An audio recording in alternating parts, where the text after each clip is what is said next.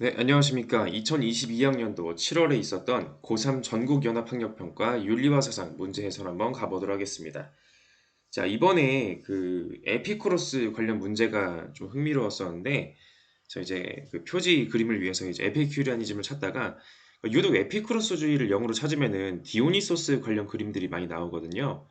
지금 이 그림은 이제 그 1600년대 전반기에 활약했었던 이제 디에고 벨라스케스 스페인의 그 화가죠. 이 사람이 그린 이제 바쿠스의 승리라고 하는 그림 되겠습니다. 이 바쿠스가 이제 그 로마에서 이제 디오니소스를 부르는 말이죠. 그죠? 어쨌든 자, 디오니소스를 생각하시면서 한번 가보도록 하겠습니다. 자, 이 7월 모의고사 같은 경우에는요. 그 1등급 컷이 무려 42점입니다. 1등급을 맞으려면은 42점만 있으면 된다. 3점짜리 2개에다가 2점짜리 1개를 틀려도 1등급이란 것이고요. 2등급 컷은 자연스럽게 36점이 나오게 되고요.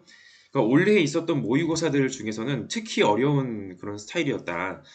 꽤 특히나 이제 그런 어렵게 만드는 원인들이 선택지에 그 나오는 말들이 되게 어렵게 구성이 되어 있거든요. 그래서 이 부분을 여러분이 좀 유심히 보시면은 되겠다는 생각이 들고요.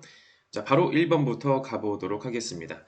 자, 다음 가상 대화에 스승이 강조한 삶의 태도로 가장 적절한 것은 자, 스승과 제자가 나오겠죠. 자, 스승 한번 찾아볼게요. 자, 벌써 여러분 많이 보신 분들 알겠지만은 그림만 봐도 장자라는 것을 알 수가 있을 것 같거든요. 자, 과연 그럴까요? 봅시다. 스승님께서 돌아가신다면 스승님의 장례를 성대하게 치르게 해주십시오. 자, 장례식을 성대하게 하고 싶습니다. 굉장히 벌써, 아니, 뭐, 스승님 벌써 돌아가실 건가요? 뭐, 굉장히 슬퍼 보이죠, 그죠? 자, 스승, 나는 하늘과 땅을 관으로 삼고 해와 달을 한 쌍의 구슬 장식으로 삼고자 한다네. 만물이 장래 선물인데, 이에 무엇을 더한단 말인가? 이미 만물이 있으면 됐지, 뭘 더할 필요가 없다. 장례식 하려고 막 관 만들고 막 이제 뭐 이것저것 만들고 인위적인 거 자꾸 뭐 하려고 하지 마라. 자, 그죠? 하지만 저는 새들이 스승님의 시신을 먹을까 두렵습니다. 자, 일반적인 그 전통적인 특히 유교적인 관념에서는 돌아가신 부모님이나 스승님의 시신이 훼손되는 것은 뭐다? 이건 있을 수가 없는 일이에요. 어떻게 그럴 수가 있겠는가? 당연히 관에다 잘 모셔가지고 짐승들이 파먹지 못하게 잘 해야 되는 것이거든요. 근데 장자가 보기엔 어떻다? 땅 위에서 솔개의 밥이 되고 땅 속에서 개미의 밥이 되거들. 어찌 한쪽 편만 들려 하는가? 성인은 시비를 떠나 자연에 비추어 본다네. 자, 성인은 어떤 존재다? 훌륭한 인격적인 존재는 시비를 떠나다 시시비비, 시비지심 그런 거 하지 말고 맞다 틀리다 함부로 가르치지 말고 왜냐? 맞다 틀리다라고 내가 주장하는 것은 그저 나의 기준에 불과하기 때문에 그렇습니다. 뭐가 중심이 돼야 된다? 뭐가 기준이 돼야 된다? 자연이 중심이 되어야 된다. 역시 장자임을 알 수가 있는 그런 내용들 되겠습니다. 이런 일화도 있었잖아요. 장자의 아내가 죽자 장자가 이제 그 악기 연주한다 이거죠. 노래 부르면서 친구였던 이제 해씨가 왜 그러냐? 왜 아내가 죽었는데 장자가 말하기를 어 처음에 나도 슬프려고 했는데 생각해 보니까 자연에서 왔다 자연으로 가는 것인데 슬퍼할 이유가 있겠느냐라고 대답했던 장면도 기억하실 거예요. 만약에 공자였다면 공자의 노는 이런 일화가 있죠. 공자가 이제 사망하려고 하자 그 위태롭자 제자였던 이제 자로가 이제 성대한 장례식을 치르려고 하니까 공자가 나무라는 장면이 있습니다. 근데 공자가 나무라는 그 초점은 뭐였죠? 자기 자신의 격에 맞지 않은 장례식을 너무 과하게 준비했기 때문에 예에 부합하지 않는다. 하지만 장자가 말하는 포인트는 뭐냐면은 자연에 비추었을 때 이런 장례식 부합하지 않는다는 것이죠. 인위적인 것을 배격하고자 하는 장자 입장 보겠습니다. 자, 1번 자연의 모든 것에 위계가 있음을 순리로 인정해야 된다. 자연의 순리를 강조하는 것은 맞지만 위계를 강조하지 않죠. 왜? 애초에 높고 낮음의 위계, 우월하고 열등하다의 위계 자체가 인간이 만들어 놓은 누군가가 특정하게 만들어 놓은 기준에 불과해요. 인위적이기 때문에 그렇죠. 자, 2번. 마음을 깨끗이 비우고 심재, 마음을 목욕제게 하듯이 하는 거죠. 만물을 평등하게 대해야 된다. 재물의 관점을 이해해주고 있는 전형적인 장자의 선택지 되겠습니다. 자, 3번. 오감으로 파악한 도의 원리에 따라 행위해야 한다. 도의 원리에 따라 행위하는 것은 맞습니다. 근데 그 기준은 어디에 있다? 오감에 있는 것이 아니에요. 오감이 뭔가요? 시각, 청각, 미각, 촉각, 후각. 인간의 감각을 말하는 것이죠. 인간의 감각으로 파악한 것은 이건 진리다. 아니요. 사람마다 감각이 다르기 때문에 상대적인 것에 불과해요. 자, 감각을 초월한 도의 원리로 가야 되는 것입니다. 4번, 문명의 이기를 이용하여 생활의 편리를 지향해야 한다. 문명의 이기라는 것은 무엇인가요? 인간이 만든 인위적인 산물이네요. 인위적인 산물에 의존해서 사람들이 살다 보니까 진정한 인간의 자연적 본성을 이제 외면하고 살게 된다는 것이죠. 문명을 그렇게 좋아하지 않는. 자, 5번. 외물에 얽매이지 않고 여기까지 맞습니다. 인의의 도덕 규범을 실천한다. 인의는 뭐다? 이건 유교에서 강조하는 건데 장자가 보기엔 뭐다? 도가 사상가가 보기에 인의 예지 이런 것은 인위적인 것이기 때문에 우리가 배격해야 됩니다. 자, 넘어갑시다. 자, 어렵지 않았었죠? 자, 2번. 고대 서양 사상가 갑을의 입장으로 옳은 것만을 보기 위해서 있는 대로 고른 것은 고대 서양이라고 한다면은 소피스트, 소크라테스, 플라톤, 아리스토텔레스, 에피쿠로스, 스토아 중에 있을 것인데 한번 봅시다. 영혼에는 개인의 영혼은 나라와 같다. 플라톤. 자, 헤아리는 부분 이성. 국가에서는 이제 통치자 계급이고요. 개인에게서는 이성이 되겠죠, 그죠? 자, 마우스로 글씨를 쓰느라고 저희 오랜만에 하니까 또 이거 글씨가 잘 안 써지네요. 어쨌든 격정적인 부분.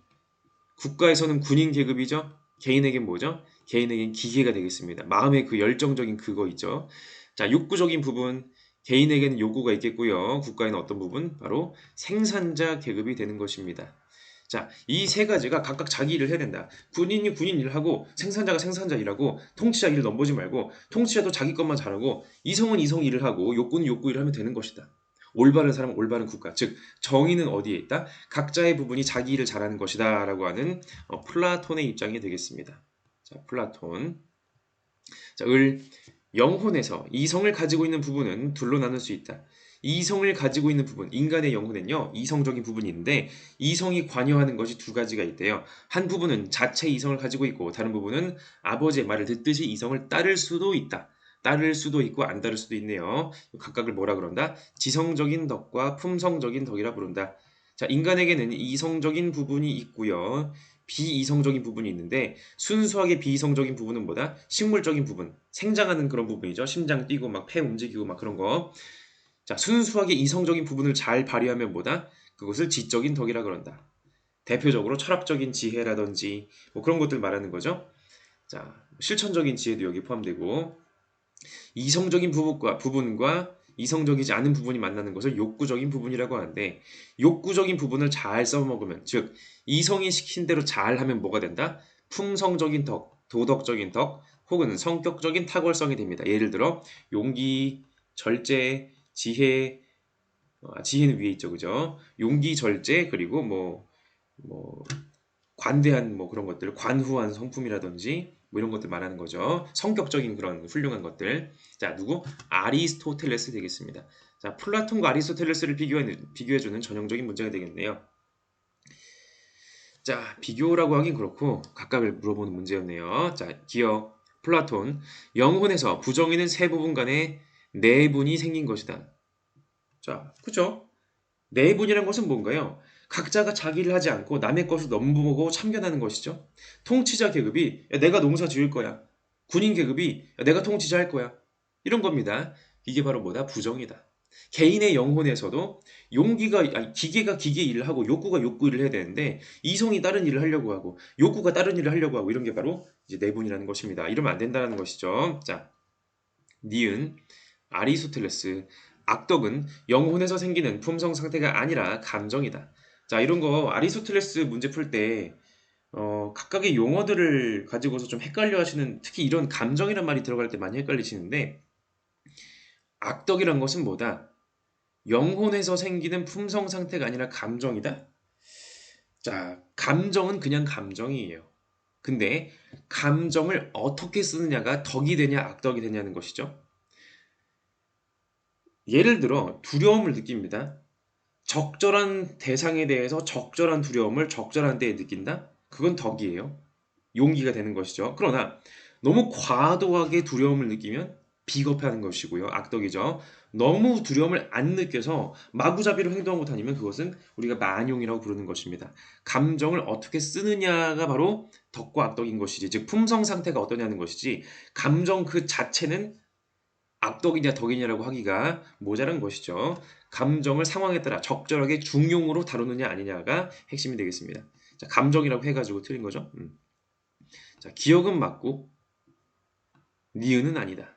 니은은 아니다. 자, 그러면은 잠깐만. 답이 그럼 벌써 나와버렸네요, 그죠? 있는 대로 다 골라야 되니까. 자, 디귿. 현실에서는 좋은 것들에서 분리된 좋음 자체가 존재한다. 이거 뭐죠? 좋음 자체는 뭔가요? 선의 이데아죠. 선의 이데아. 이거는 플라톤 용어죠. 아니, 아리스토텔레스 플라톤 제자 아닌가요? 플라톤의 제자 맞는데 플라톤의 이데아론은 거부하죠. 이데아론을 이제 부정하고 현실 각각의 그 형상이 내재한다고 보았습니다. 자, 리을, 갑을 영혼의 비이성적인 부분에서도 덕을 발휘할 수 있다. 그쵸? 플라톤 어떤가요? 기계와 욕구, 이거 비이성적인 부분이잖아요. 얘네들에서 덕이 발휘되면 뭐다? 기계가 덕을 발휘해서, 즉 기계를 잘 써먹으면 뭐다? 이성이 시킨 대로 하면은 용기가 되는 거죠. 욕구를 잘 써먹으면 뭐가 된다? 절제가 되는 것이지요. 자, 아리스토텔레스 어떤가요? 비이성적인 부분에 덕이 있다. 자, 순수하게 이성적인 부분은 지혜와 같은 덕들이 있죠. 철학적 지혜, 실천적 지혜. 이성적이지 않은 부분, 욕구적인 부분을 잘 써먹으면 뭐다? 품성적인 덕, 성격적인 덕이 되는 것이죠. 비이성적인 부분도 잘 써먹으면 덕이 될 수가 있다는 것입니다. 물론 이성 인도해 줘야 되지만은. 자, 답은 그래서 1번. 3번 가보도록 하겠습니다. 사회사상가 가불의 입장으로 옳은 것만을 보기 위해서 있는 대로 고른 것은 사회사상이라고 하면은 여러분 대단원 4에 나오는 것이죠. 자, 자유롭다는 것은 자유라는 것을 다룰 것이네요. 자유 얘기하면 왠지 자유주의와 공화주의의 대립을 아마 얘기할 것 같은 느낌이 벌써 왔을 것입니다. 자유롭다는 것은 다른 사람이 한 개인의 활동에 개입하여 간섭하지 않는다는 것이다. 참견하지 마세요. 간섭하지 마세요. 자유라는 개념의 본질은 개인의 활동을 방해하기 위해 쳐들어오는 사람을 막는 데 있다. 이만큼이 나의 자유니까 내 거 건들지 마세요. 내 사생활입니다. 사생활 존중해 주시죠. 무엇으로부터의 자유, 바로 자유주의. 자, 우리가 아는 근대 자유주의 되겠죠. 무엇으로부터의 자유. 자, 이 마우스패드 여기가 잘 안 돼. 종이를 좀 대고 해볼까요? 자, 자유주의 나왔으니까 당연히 공화주의 나오겠죠? 자유롭다는 것은, 그러니까 이게 꼭 자유주의와 공화주의를 대립해야만 하는 건 아닌데, 우리 교육과정의 의도상 자유주의, 공화주의가 같은 그 단원으로 묶여가지고 비교하는 식으로 제시가 되어 있거든요. 그래서 이렇게 이런 흐름으로 나옵니다, 보통. 자유롭다는 것은 예속되지 않는 것, 노예로서 속박되지 않는 것이다. 다른 사람의 자의에 종속되지 않는 것.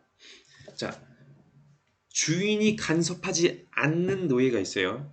간섭받지 않죠. 주인의 간섭으로부터의 자유가 있죠. 하지만 언제든지 주인이 마음을 바꾸면 간섭당할 수 있습니다. 주인의 자의에 종속되어 있어요. 예속되어 있다. 즉, 단순히 내가 지금 간섭받지 않는 것만이 중요한 것이 아니라 노예 상태가 아니어야 된다는 것이 바로 공화주의가 생각하는 자유의 핵심이 되겠습니다. 즉, 공화주의에서의 자유는 비지배의 자유가 되겠죠. 여기다 대고해볼까? 자, 한 국민이나 국가는 자신의 법 아래에서 살 수 있을 때만 자유롭다. 즉, 법의 지배, 법의 통치가 있어야지만, 즉 사람의 통치가 아니라 법이 다스려야지만 다른 사람의 간섭, 다른 사람의 노예 취급을 안 받고 살 수가 있다는 것입니다. 법치를 강조하는 공화주의. 자, 기억 봅시다. 자유주의, 사적 영역과 공적 영역 간의 구분이 사라져야 된다. 아니요. 공사를 딱딱 구분해줘야 됩니다. 공사를 딱딱 구분해야지 내 사적인 영역을 보호받을 수가 있는 것이에요. 기억은 아니고. 자, 기억은 날라갔죠. 니은 리을은 무조건 맞다는 거네. 자, 니은. 자, 공화주의. 법의 지배를 통해 자유와 공동선을 조화시킬 수가 있다. 맞습니다. 자, 법의 지배를 통해서 나의 자유와 노예로서 지배당하지 않을 자유와 그리고 공동의 그 이익을 같이 추구할 수 있다는 것이에요. 나의 자유와 공동선 대립하는 것이 아니라 함께 갈 수 있는 것이죠. 자, 니은 맞고. 자, 디귿. 애국심은, 자, 리을부터 볼게요. 리을부터. 갑을. 국가는 타인에게 해악이 되는 행위를 제재할 수 있다. 국가가 간섭할 수 있다. 맞습니다. 자유주의에서는 어떻죠? 다른 사람의 자유를 침해하는 행위를 국가가 막아줘야 돼요. 다른 사람의 신체의 자유를 침해해요. 못 움직이게 막 가둬놔요. 국가가 처벌해야 될 거 아닙니까? 그죠? 개인에겐 자유가 있지만 남의 자유를 침해하지 않는 한에서 남에게 피해를 주지 않는 한에서만 자유로운 것입니다. 국가는 마땅히 해야죠. 자, 공화주의도 마찬가지죠. 법의 지배를 강조하기 때문에 법은 누가 하는 거죠? 개인이 이제 집행하는 게 아니라 국가가 집행하는 것이죠. 공동선을 위해서 해악을 초래하는 자들을 제재할 수 있습니다. 자, 디귿 가봅시다. 애국심은 공적인 삶의 참여를 통해 키워지는 감정이다. 공화주의에서 말하는 애국심은 뭔가요? 공화주의의 애국심은요. 그동안 내가 살아온 이 공동체, 우리 역사적인 맥락이 있는 바로 이 공동체가 자유를 위해, 자유를 수호하기 위해서 그동안 노력해왔던 그 과정들을 내가 기억하고, 아, 나도 저렇게 해야겠다. 라고 참여하는 자세를 통해서 만들어지는 것입니다.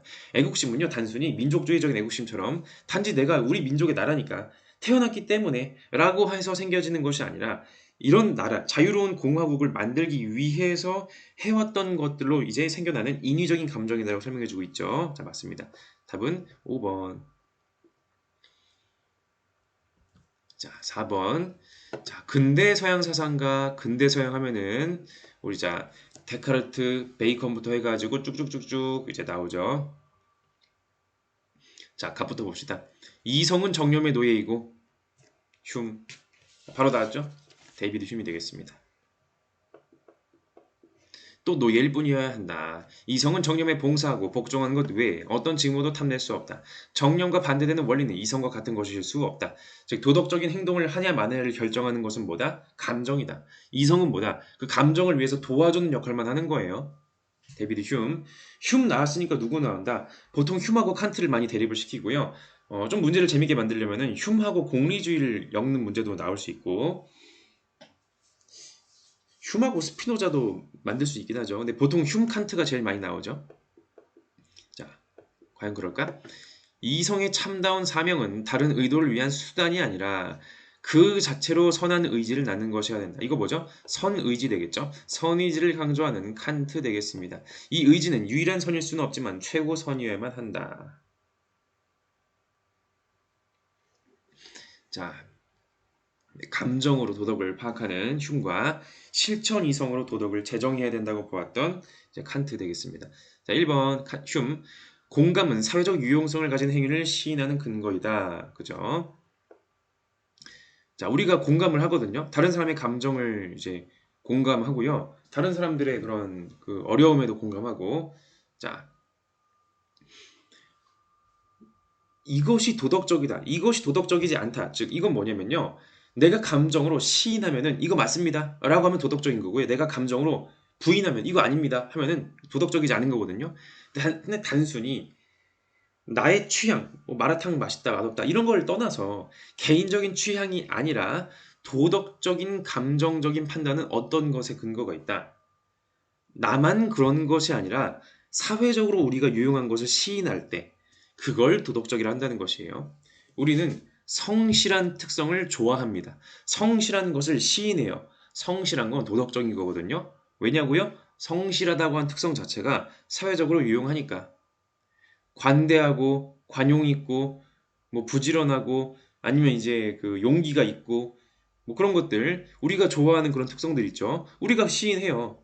왜? 사회적으로 유용하니까. 반대로 게으르고 나태하고 뭐 불지르고 살인행위를 저지르고 이런 거 우리가 왜 부인하나요? 이런 것들이 사회적으로 유용하지 않기 때문에 사회적으로 해롭기 때문에 그런 것이거든요. 우리가 이런 것들을 모두가 다 같이 느낍니다.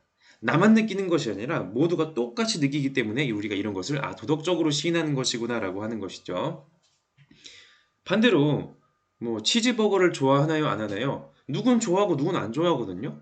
이런 것은 공감이 제한적이죠. 전반적인 공감은 아닙니다. 그죠? 단지 취향의 문제니까.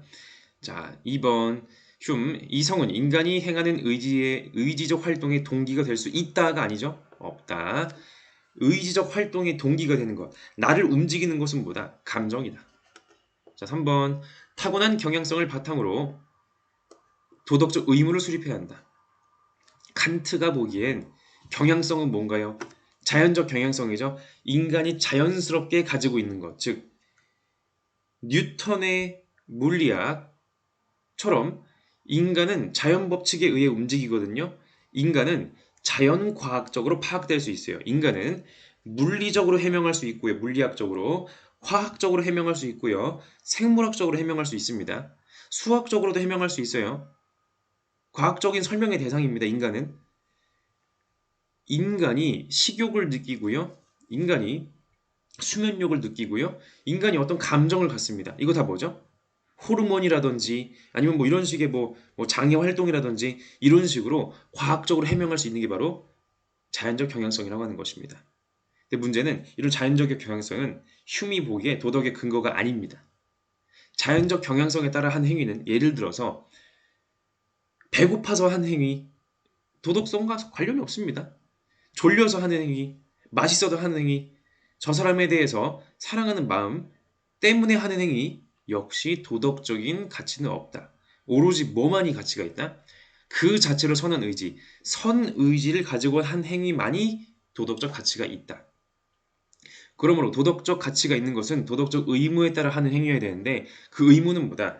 도덕적인 의무는 도덕 법칙에 의한 것인데 도덕 법칙을 어떻게 만든다? 감정이나 욕구나 이런 걸로 만드는 게 아니라 실천 이성의 힘으로 만드는 것이죠. 칸트는 도덕적 의무가 어디에서 온다? 이성에서 온다고 봤습니다. 4번 도덕 법칙은 인간의 행복을 증진한 수단이 되어야 한다. 자, 도덕 법칙이 인간의 행복을 증진해 줄 수도 있어요. 아닐 수도 있거든요. 몰라요, 그건. 결과니까. 결과는 우리 손을 떠나 있습니다.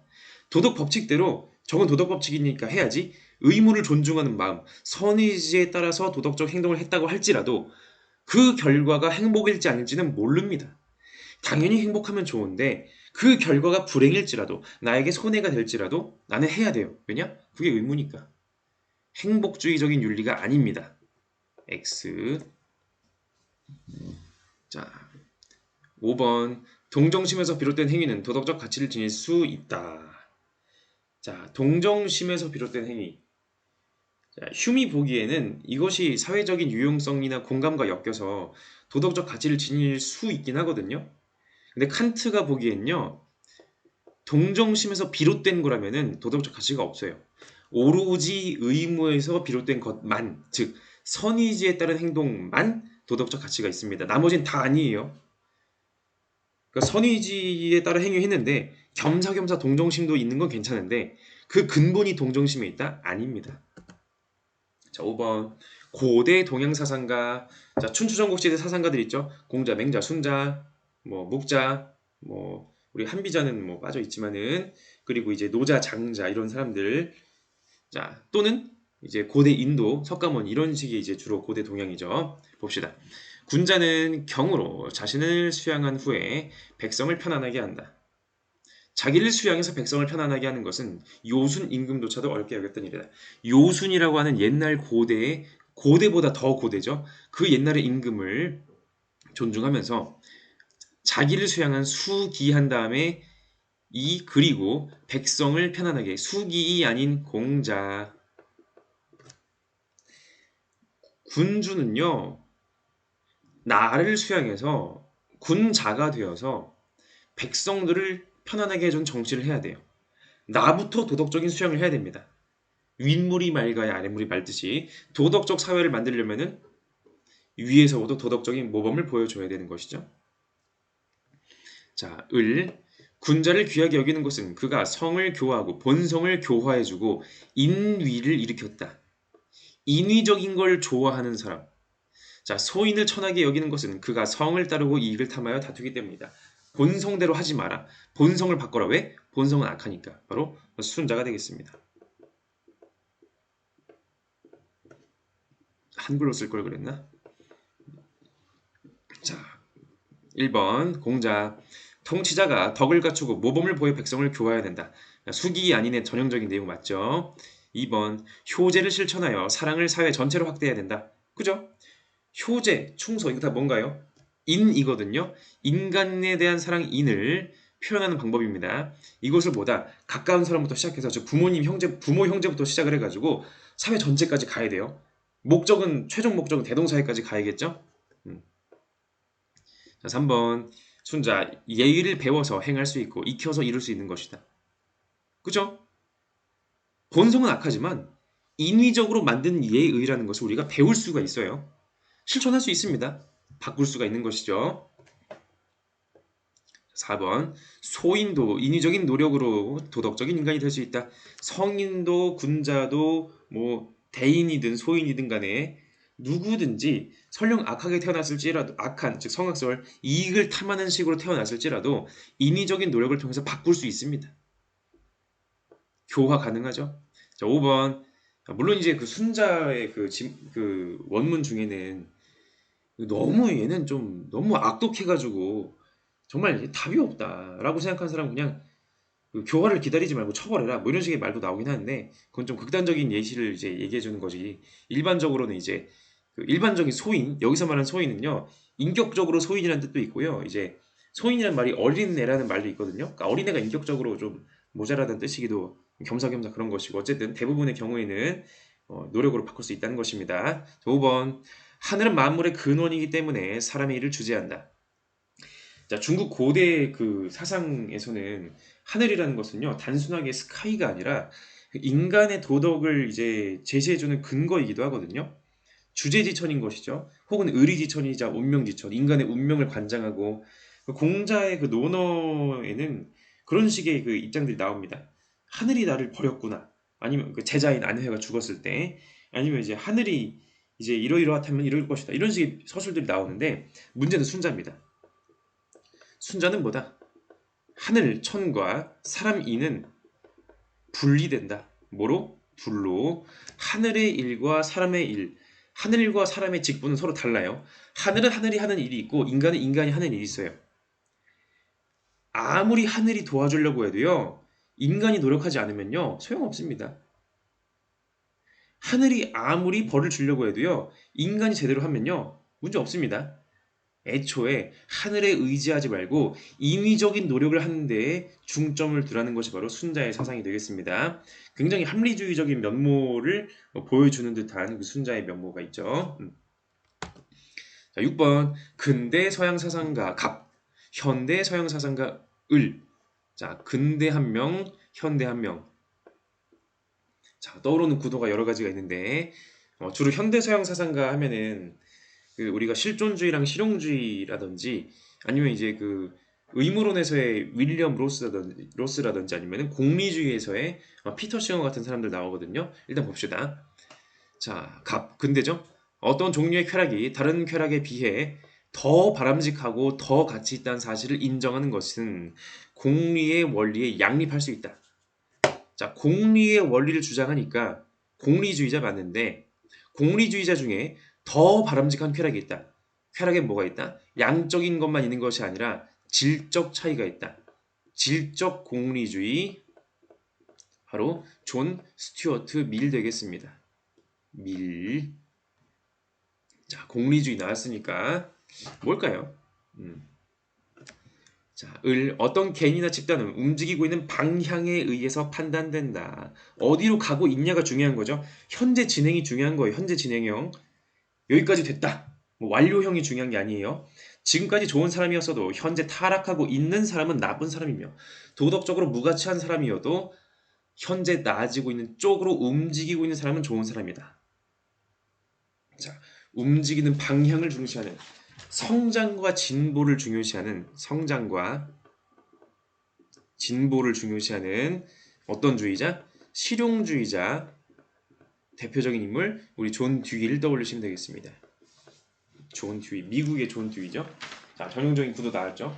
자, 공리주의 하면은 근대 공리주의, 행위 공리주의와 규칙 공리주의 이런 식으로 근현대 대비할 수도 있고 벤담과 싱어, 밀과 싱어 이렇게 대비할 수도 있고 아니면은 공리주의와 실용주의를 이제 비교할 수도 있습니다. 왜냐면은 애초에 미국의 실용주의 자체가 영국의 그런 경험론적인 전통을 좀 가지고 온 측면이 있기 때문에 비교가 가능하죠. 그죠?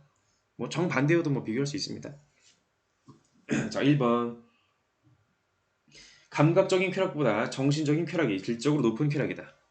자, 존 스튜어트 밀의 설명 전형적이죠. 그죠? 맛있는 거 먹는 쾌락도 물론 좋지만은 이게 아무리 양이 크다고 할지라도 예를 들어 도덕적인 행동을 함으로써 느끼는 쾌락이 있다. 그게 훨씬 더 바람직하고 좋은 거다. 자, 2번. 인류의 행복을 증진하지 않는 개인의 희생은 가치가 없다.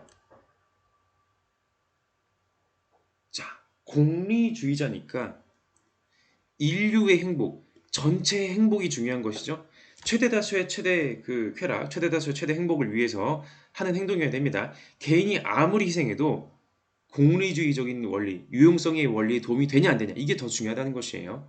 그런 희생은 도움이 되는 희생은 훌륭한 희생, 반대되는 희생은 하지 말았어야 할 희생. 3번 지식의 유용성을 검증하기 위해 지성적 탐구가 필요하다. 그렇죠. 실용주의에서는 지식이란 것은 그냥 그 자체로 가치가 있는 게 아니에요. 유용하다고 검증된 지식이어야지 가치가 있는 겁니다. 어떻게 검증한다? 그냥 이게 맞는 것 같아. 아닙니다.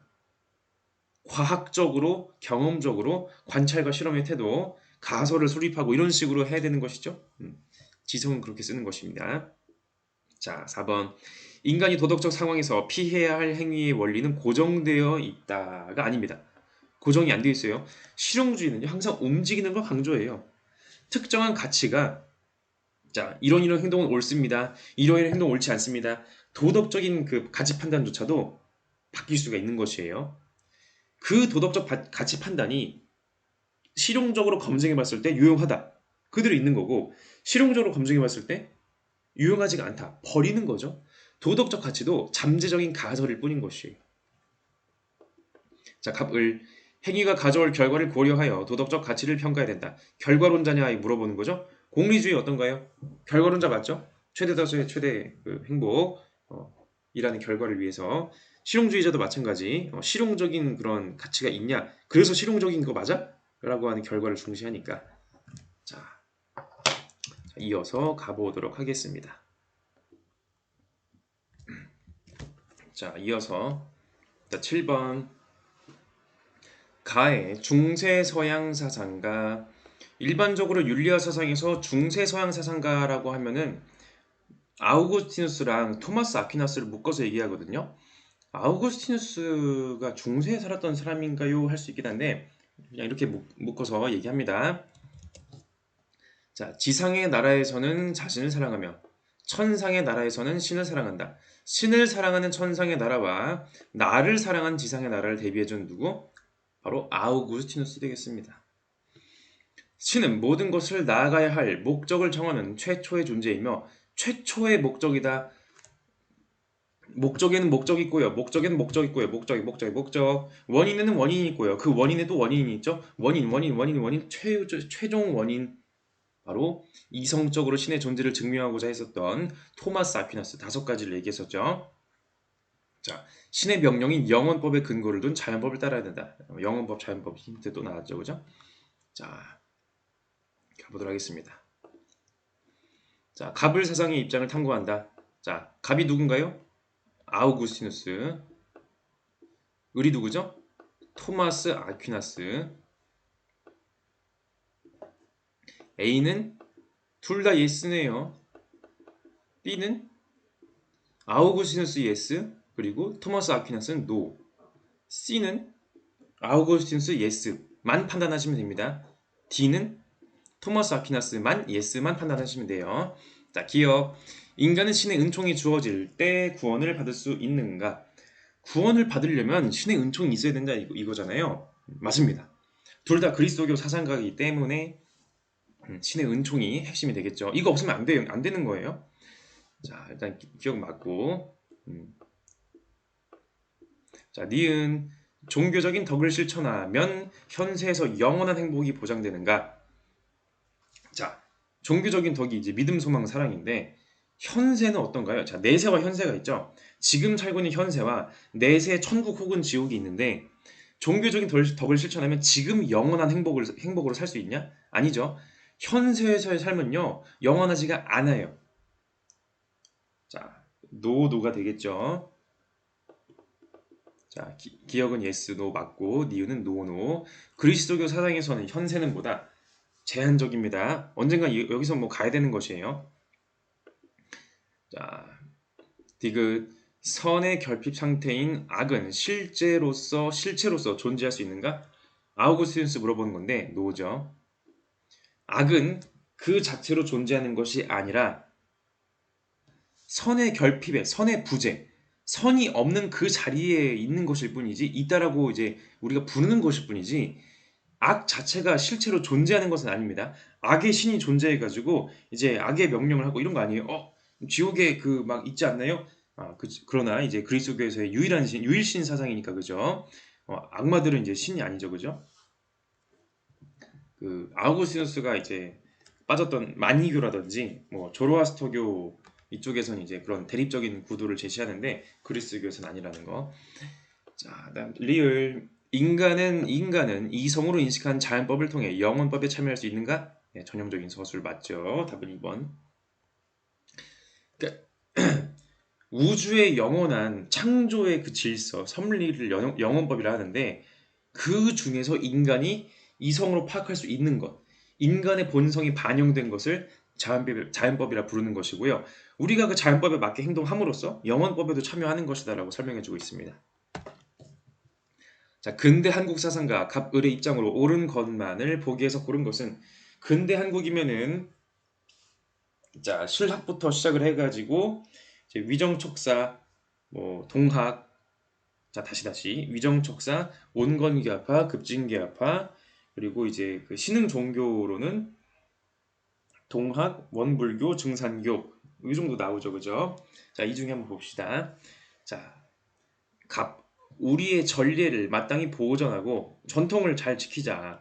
우리의 문물을 회복해야 된다. 우리 거, 우리의 문물, 우리의 예절, 무릇 정사와 올바른 것과 법령이 조금이라도 오랑캐 풍속에 물든 것을 일체 폐지해야 된다. 외놈들하고 양놈들 거 다 안 돼! 라고 주장했었던 위정척사 되겠습니다. 그냥 조선 살던 대로 살아야 된다. 성리학적 가치관 중요하고. 자, 그 다음 우리나라에는 두 가지 패습이 있는데 이는 적서와 반상의 구별이다. 적서가 뭐냐면요, 적자와 서자거든요. 그러니까 이제 그 일부 다처제의 전통이 있는 사회에서 정실 부인, 정통성 있는 부인이 낳은 자식을 적자라고 하고요. 정통성이 밀리는 이제 첩이라든지 이런 사람들이 이런 부인을 통해서 부인이라기보다는 이제 첩이죠. 첩을 통해 낳은 자식을 이제 서자라고 하는데 적자와 서자를 차별했습니다. 그랬던 역사가 있었죠. 자, 그다음 반상의 구별, 양반과 상놈이죠. 양반과 상인, 이제 신분차별을 말하는 거예요. 이거 하지 마라. 차별하지 마라. 이 세상 사람은 다 한울이 나왔으니 한울링 하면 누구? 동학의 입장이 되겠습니다. 자, 평등 사상을 제시하는.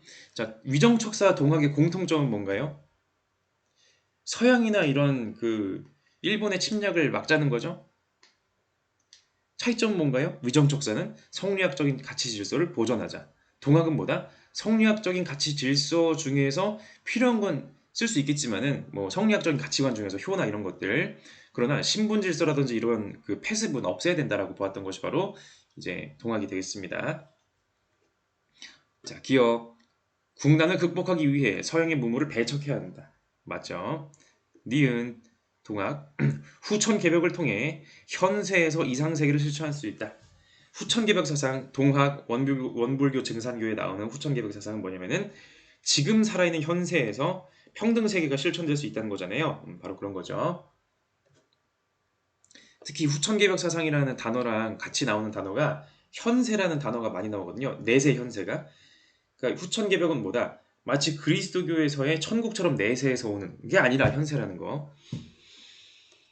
자, 디귿. 세상의 모든 진리와 학문을 적극적으로 수용해야 된다. 자, 동학에서는 서양 것을, 서학을 이제 하지 말자라는 의미에서 동학이라고 이름을 붙였잖아요. 그죠? 모든이라고 해서 틀린 겁니다. 서양 건 안 돼요. 자, 그 다음 리을. 갑을. 신분차별에서 벗어나 평등한 사회를 이루어야 한다. 을은 맞는데 갑은 아닌.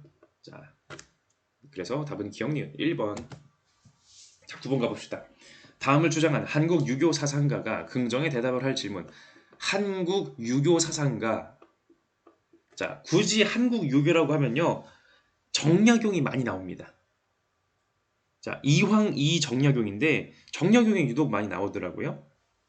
보통 이제 그 이황이 같은 경우에는 그 이황이 묶어서 혹은 그 주희양명 이황이 이 중에 4명 중에 3명 조합해서 이런 식으로 많이 나오긴 하거든요.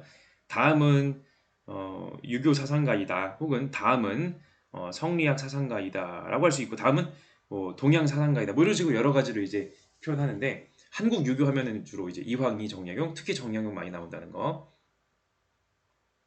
자, 긍정에 대답을 할 질문 하나는 답이 예스고요. 나머지 4개는 노네요. 우리의 영체 안에는 본래 욕구하는 일단이 있다. 영체. 이 단어부터가 벌써 정약용의 단어가 느껴지죠? 만일 이 욕구가 없다면 천하의 만사를 실행할 수 없을 것이다. 이익에 밝은 사람은 욕구하는 마음이 이익이나 재물을 따라가며 의리에 밝은 사람은 욕구하는 마음이나 마음이 도의를 따라간다. 자, 성리학에서 뭔가요? 존천리 거인욕. 욕구를 억제해야 돼요. 욕구는 인간의 도덕성을 방해하는 거예요. 나쁘거든요. 근데 성리학에서 벗어나고자 하는 정약용은 욕구를 긍정하는 욕구를 잘 써먹을 수 있어야 된다. 물론 모든 욕구가 다 옳다는 게 아닌데 도덕적으로 행동하고자 하는 욕구를 권장해야 된다는 것입니다. 정약용. 자, 1번부터 봅시다. 하늘이 부여한 영지의 기호가 곧 인의의 덕인가? 형구의 기호와 영지의 기호가 있었죠. 형구의 기호는 인간과 동물이 둘 다 가지고 있는 뭐 맛있는 거 좋아하고 좋은 냄새 좋아하고 뭐 뜨뜻한 거 좋아하고 시원한 거 좋아하고 이런 거 말하는 거죠. 그게 형구의 기호고 육체적인 그 선호하는 거. 영지의 기호는 뭐다?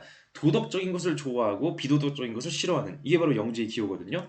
이것은 타고난 거 맞습니다. 하늘이 부여한 거 맞아요. 인간 누구나 도덕적인 걸 좋아하고 비도덕적인 걸 싫어하는 본성이 있어요. 그죠? 근데 이것은 좋아하고 싫어하는 거지 도덕적인 사람이다 아니다는 아니에요. 아직은 아닙니다. 영지의 기호를 가지고서 선한 것을 좋아하는 마치 사단 같은 것들 이런 것들을 가지고서 실천하고 살아야지 인의예지의 덕이 생기는 거예요. 인의예지의 덕, 어진 성품, 정의로운 성품, 예절 바른 성품, 지혜로운 성품은 뭐다? 영지의 기호를 잘 써먹어서 사단을 잘 써먹어서 만드는 것이다. 그러므로 곧이라는 말을 쓰면 안 됩니다. 자, 1번도 2번 도덕적 행위는 모든 욕구와 별개로 아니죠. 욕구 중요하다 했었죠. 의리에 밝은 사람의 욕구 도의를 따라간다. 노. 자, 3번 모든 욕구라서 틀린 거예요. 3번 인간은 선 또는 악을 선택할 수 있는 능력을 타고나는가? 이걸 자주직관이라고 하죠. 예스. 자, 영지의 기호를 가지고 있지만 선한 걸 좋아하긴 하는데 그걸 실제로 할지 말지는 나에게 달려있는 거예요. 상제가 부여한, 하늘이 부여한 자주직관. 마치 그 그리스도교의 자유의지랑 되게 비슷하죠. 그죠? 자, 4번 인간뿐만 아니라 동물도 선을 좋아하는 본성이 있는가? 아니요. 인간만 있어요. 동물하고 공유하는 것은 형구의 기호라는 거. 사단을 확충하지 못한 인간이라도 사덕을 지니고 있는가? 아니요. 사덕을 확충해야지 사단이 생기는 거예요. 자, 10번 고대 동양 사상가. 자, 춘추전국 시대 혹은 자, 석가모니. 자, 가불의 입장 옳은 것만 보게 있는 대로 골라보자. 자, 선비는 뜻을 숭상하는데 이는 인의를 추구하는 것이다. 인의를 강조하는 뭔가 벌써 유교적인 그런 느낌이 나지 않습니까?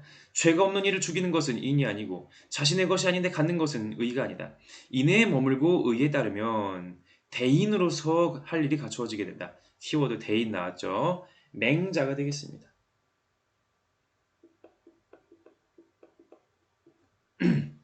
자, 성인은 다음과 같이 말한다. 내가 무의하니 백성은 저절로 감화되고 아무것도 안 해요. 즉 인위적인 아무것도 안 해요. 그러면 백성들은 자연스럽게 감화, 도덕적으로 바뀌는 겁니다. 원래 도덕적인 것을 회복하는 거죠. 내가 고요히 있는 것을 좋아하니 백성이 저절로 바르게 된다. 내가 욕심내지 않으니 백성은 다듬지 않은 통나무처럼 저절로 순박하게 된다. 인위적인 것을 버리고 자연스럽게 무의자연해야지 백성들이 다스려준다. 무의의 다스림을 강조했었던 노자가 되겠습니다. 자, 기억. 의로운 일을 부단히 실천하여 호연지기를 길러야 한다. 그죠? 의로운 일을 부단히 실천해서 쌓아 나가는 것을 뭐라 그런다? 집의라고 하죠. 집의 하면은 호연지기의 그 기운, 뭔가 그 도덕적인 그 기계가 갖춰지는 것이죠. 니은 노자. 성인의 통치는 백성이 무지의 덕을 회복하게 한다. 맞습니다. 무지, 무욕. 여기서 말하는 지는 뭐다? 현명하다, 똑똑하다는 것은 인위적인 지식을 말하는 거예요. 인위적인 지식을 떠나게 해라. 자, 그 다음 디귿. 현자를 숭상하여 사람들이 다투지 않게 해야 된다. 노자는 현자를 숭상하면 안 된다라고 합니다. 다투지 않게 하는 건 맞는데 현자를 숭상한다는 게 뭐냐면은 현명하다라고 하는 가치를 높게 평가하는 거거든요. 현명하다라고 하는 가치 자체가 인위적인 가치예요.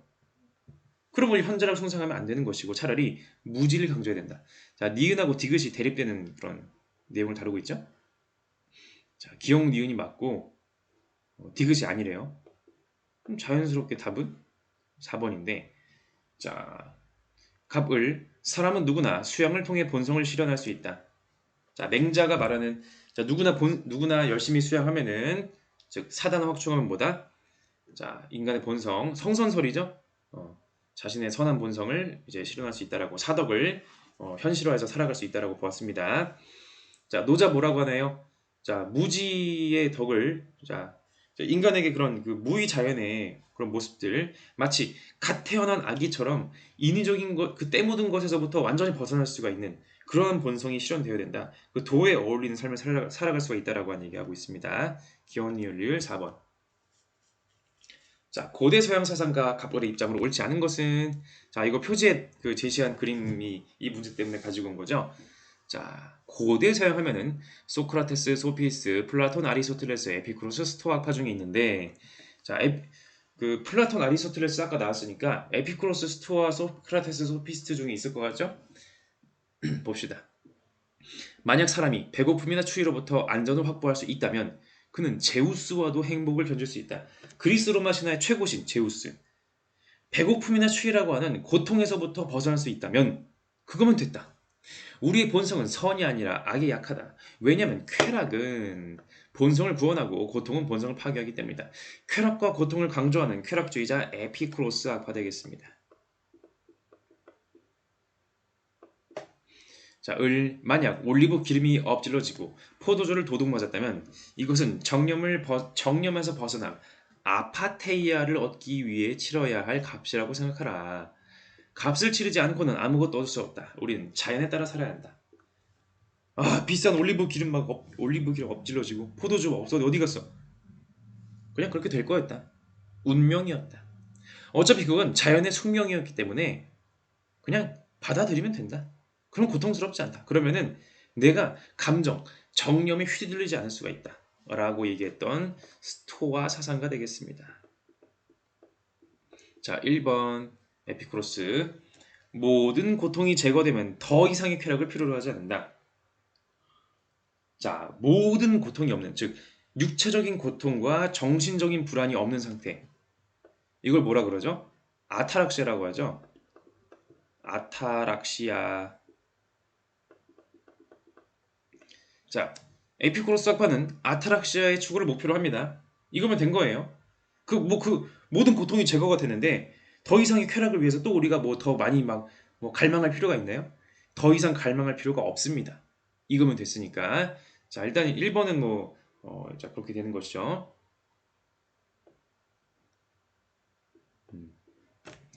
더 이상의 쾌락을 필요로 하지 않는다는 말이 아타락시아로 됐다는 말을 하는 그런 의미로 이해하시면 되겠습니다. 근데 이 말 자체가 솔직히 좀 헷갈릴 수 있다는 생각이 들어요. 이제 매력적인 그 오답이라고 볼 수가 있겠는데 더 이상의 쾌락, 고통이 제거된 거 이후에 더 쾌락이 있을까? 쾌락주의니까 더 쾌락을 추구하지 않을까? 근데 더 쾌락을 필요로 하지 않는다고? 이런 식으로 헷갈리게 만들 수도 있겠습니다. 자, 2번. 덕은 인간에게 쾌락을 가져다 줄 때의 가치를 지닌다. 그렇죠? 정의롭다는 것이 왜 정의로운 건가요? 사람들에게 쾌락을 주니까. 정의로운 게 쾌락을 주니까 사람들이 정의롭게 삽시다라고 합의하는 거예요. 반대로 고통을 주는 가치는 가치가 없는 것이죠. 자, 3번. 세계의 필연성을 깨달아 부동심에 이를 때 자유로울 수 있다.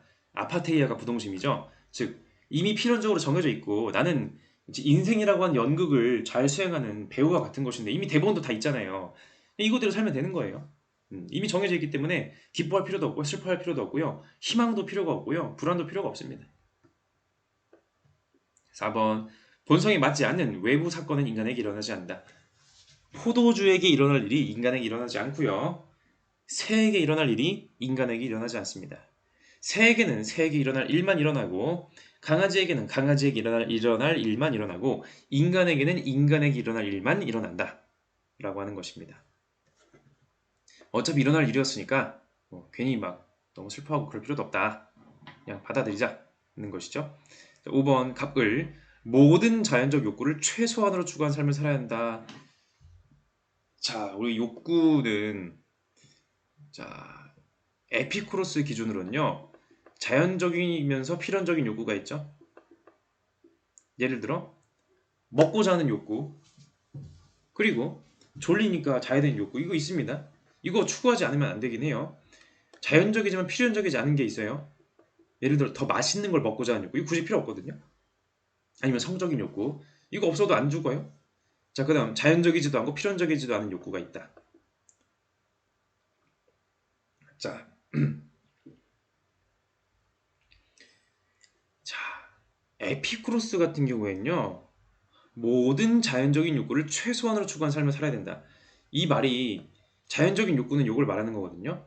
이거를 최소한으로 추구한다고 하면은 최소한이라는 말이 그 솔직히 이 말이 좀 헷갈리는 말이긴 합니다. 0만큼 추구하는 것도 최소한 아니야? 자연적이고 필연적인 욕구를 최소한으로 추구하는 건 맞습니다. 일단 식욕이랑 수면욕은 최소한으로 충족하긴 해야 되잖아요. 안 죽으려면은. 그럼 자연적이지만 필연적이지 않은 것은? 맛있는 것이나 성적인 욕구를 최소한으로 추구하는 것은 맞나요? 최소한으로 추구한다. 사실 에피쿠로스 입장에서는 맞다고 보는 게 저는 맞다고 봅니다. 사실 0이라고 하든 1이라고 하든 최소한으로 추구한다는 것도 틀린 말은 아닌 것 같거든요. 근데 아마 이 선택지를 의도하신 분의 목적은 아마 스토아파인 것 같은데 자연적인 욕구를 최소한으로 추구한다라는 말이 어, 사실 이것도 이 문장 자체가 귀에 걸면 귀걸이, 코에 걸면 코걸이 되는 것 같긴 하거든요. 어쨌든 스토아파는요 금욕주의자이기 때문에 금욕, 욕구를 추구하는 게 아니라서 여기서 어긋났다라고 설명할 수도 있을 것 같고요. 아니면 보기에 따라서 아니, 에피쿠로스가 자연적이고 필연적이지 않은 욕구는 추구 안 하는데요? 라는 식으로도 틀렸다고 할 수도 있을 것 같아요. 이렇게도 둘 다 가능합니다. 솔직히 그렇게 막 명쾌한 선택지는 아닌 것 같아요. 근데 어쨌든, 굳이 얘기하자면은, 스토아파는 금욕주의자니까, 추구하는 건 아니니까, 에피쿠로스 입장에서는 자연적이고 필연적인 욕구를 0만큼 추구하는 것은 최선으로 추구하는 것은 아니니까라고 그렇게 해석하면 그렇게 할 수 있을 것 같습니다. 솔직히 마음에 안 들어요. 자, 12번.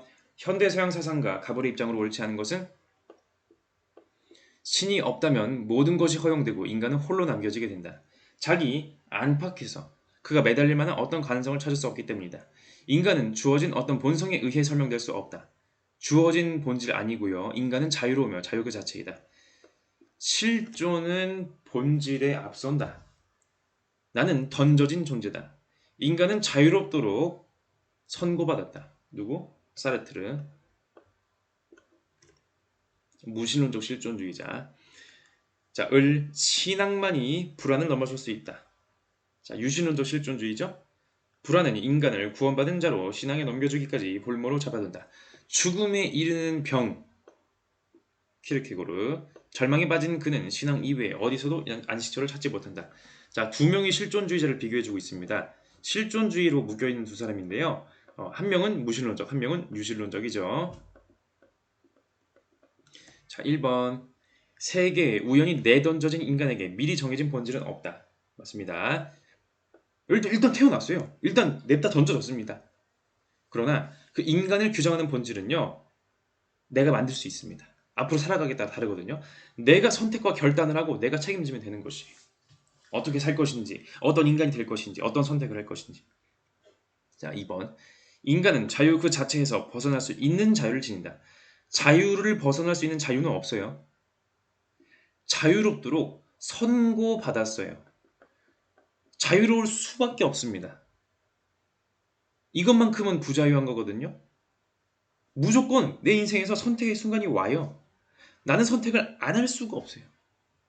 이때 내가 이 선택을 외면하고 도망치고 회피한다면 이건 자기 기만이라고 하는 것입니다. 오히려 불안을 극복하지 않고 더 큰 구렁텅이에 빠지는 잘못이 되는 것이죠. 남에게 미루지 말고 내가 직접 결단하고 내가 직접 선택할 수밖에 없습니다. 3번. 인간은 선택의 상황에서 결정을 회피하면 절망에 빠진다. 그렇죠? 그래서 결정하고 결단해야 되는 거예요. 실존주의자들은 다 개인의 주체적 결단을 강조하죠. 4번. 인간은 신 앞에 단독자로 설 때 참된 실존을 회복할 수 있다. 키르케고르의 전형적인 설명 되겠고요. 마지막에 종교적 실존의 단계를 말하는 것이죠. 자, 5번. 인간은 각자 주체성을 발휘하여 실존의 불안을 극복해야 된다. 실존주의자들의 전형적인 공통점 되겠습니다. 자, 13번. 그림의 고대 동양 사상가 입장으로 가장 적절한 것은 그림만 봐도 여러분요, 묵자라는 것을 알 수가 있어요. 에이, 너무 성급한 거 아닌가요? 자, 그럼 내용을 봅시다. 천하의 사람들은 아울러 서로 사랑하게 한다면 아울러 서로 사랑한다. 겸상의 겸해를 말하고 있습니다. 묵자의 겸해 사상 맞네요. 그죠? 나라와 나라는 서로 공격하지 않을 것이며 집안과 집안은 서로 어지럽히지 않을 것입니다.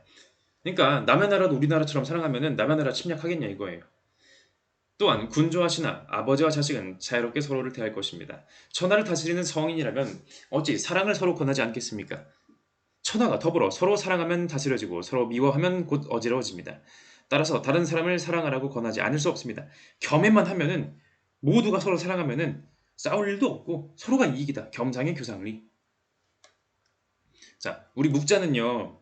고대 동양이니까 그 동양윤리 사상 단원에서 나올 법한데 지금의 교육 과정에서는 이제 대단원 4의 평화단원으로 빠졌거든요. 평화단원으로 할당돼서 나옵니다. 자, 봅시다. 1번. 전쟁에서 승리할 가능성이 크다면 전쟁을 일으켜야 된다. 아니요. 전쟁에서 이길 가능성이 크든지 작든지 간에 전쟁을 일으키면 안 돼요. 비공사상이죠. 공격하지 마라. 우리나라가 힘 세다고 남의 나라 막 약한 나라 막 괴롭혀서 되겠습니까? 안 된다는 것입니다. 자, 2번. 세상 사람들은 친소를 구분하여 사랑을 실천해야 된다. 친소, 친하고 멀다. 가까운 사람과 먼 사람. 우리 부모님 더 챙기고, 우리 친구들 더 챙기고, 우리나라 더 챙기고. 그래서 안 되는 거다라고 얘기하는 거예요. 사랑을 그렇게 차별해서 하니까 서로 싸우는 거다. 자, 친소 구분하지 않는 사랑, 겸애를 해야 된다. 그러니까 이제 묵자가 유교 공자를 비판하는 맥락이 바로 그런 거죠. 왜 자기 부모님 먼저 챙기고 자기 나라 먼저 챙기냐? 그러니까 싸우지. 자, 3번. 백성들의 생산력을 향상시키기 위해서는 전쟁이 불가피하다. 생산력을 통해서 백성들이 부유하게 살고 이거 되게 좋은데 전쟁은 뭐다? 오히려 그런 걸 방해하는 거다. 묵자가 보기엔 전쟁은요, 손해예요. 전쟁은 이익보다 실이 큽니다. 사람들 죽죠. 그만큼 농사 못 짓죠. 재물을 소모하죠.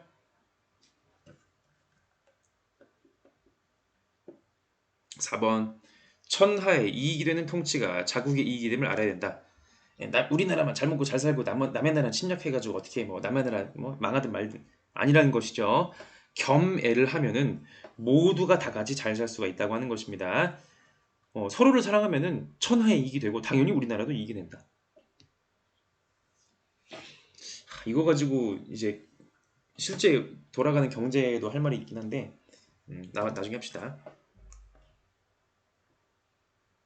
전쟁은 침략당하는 나라에만 손해를 불러오르는 행위이다. 아니죠. 침략하는 나라, 공격하는 나라에게도 손해예요. 물자와 인력을 소모하죠. 피해가 막심합니다. 그래서 그 공격하는 전쟁을 하면 안 되고 혹시 공격하는 놈이 있다? 그럼 공격당하는 사람 도와주려는 방어 전쟁에 참여할 수가 있는 거죠. 자, 이어서 14번 가보도록 하겠습니다. 자, 고대 동양 사상가 갑, 한국 불교 사상가 을, 고대 동양갑과 한국 불교을이다? 고대 동양이면 왠지 석가모니 나올 것 같고 한국 불교면은 왠지 원효라든지 이제 진울, 의천 중에 나올 것 같은 느낌이 들었어요. 아님 말고 봅시다. 갑. 이 존재에서 다른 존재로 태어나고 죽는 윤회를 계속하는 근본 원인은 자 윤회의 불교 얘기죠. 무명이다. 원인은 무명이다. 진리를 모르는 어리석음이죠. 커다란 어리석음인데 이로 인해 오랫도록 윤회하게 된다. 그러나 밝은 지혜를 얻은 사람은 다시는 존재에 도달하지 않는다. 열반에 든다, 해탈한다 이거죠, 그죠? 자, 고대 동양 석가모니. 자, 을.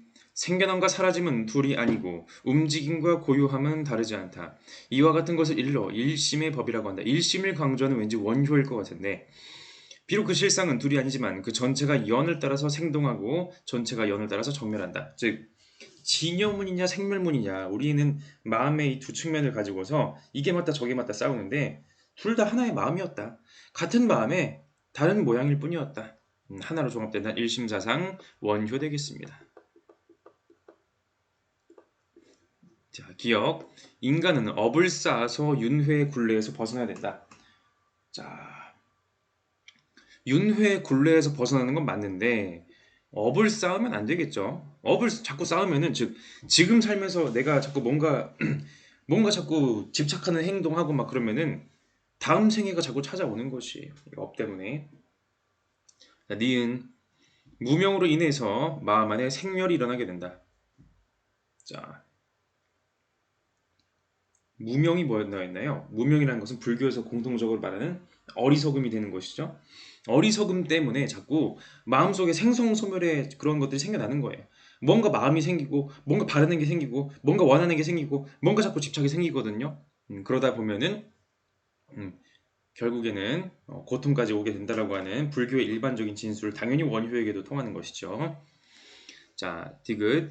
보다 높은 차원에서 모든 종파의 주장을 화합할 수 있다.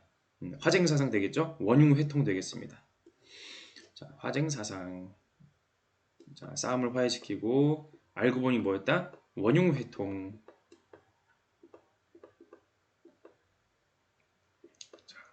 더 큰 경지에서 이제 하나로 모아지는 거예요. 그러니까 각각의 종파들의 뭐 화엄종, 뭐 법상종, 뭐 법성종, 천태종, 무슨 종 다 여러 종파가 있잖아요.